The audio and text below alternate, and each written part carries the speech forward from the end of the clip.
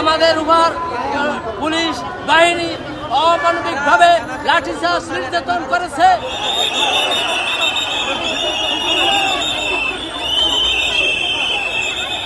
আমরা মাননীয় শিক্ষামন্ত্রীর কাছে জানতে চাই যে আমরা যদি আপনার অধিদপ্তরের আপনার মন্ত্রণালয়ের অধীনে চাকরি করি তাহলে কেন আমাদের এই দুঃখ দুর্দশার কথা আপনি শুনতেছেন না?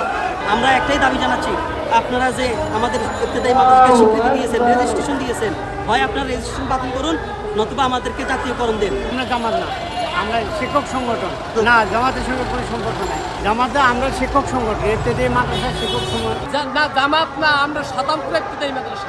না, এটা জামাতে, এটা এখানে সব ধরনের, এখানে সর্বস্তরের জনগণ রয়েছে এখানে।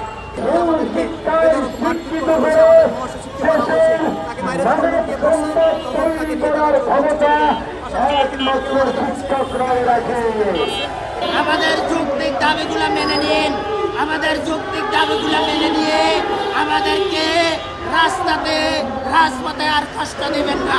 দেয়ালে ফিট লেগে গিয়েছে, আমাদের দেয়ালে ফিট লেগে গিয়েছে, আমাদের আর কোনো পথ নাই। আমরা দীর্ঘ 42 বছর যাবৎ এই স্বতন্ত্র ইবতেদায়ী মাদ্রাসা নিয়ে আমাদের দাদা হিজারা পড়ে আছে, কিন্তু এখনো পর্যন্ত স্বতন্ত্র ইবতেদায়ী মাদ্রাসাকে কোনো মাদ্রাসায় মূল্যায়ন করা হচ্ছে না। ন্যূনতম অনুদানভুক্ত 1519টাকে 3300-3500 টাকা বেতন দেয়। বলুন তো 3300-3500 টাকা এটা কি?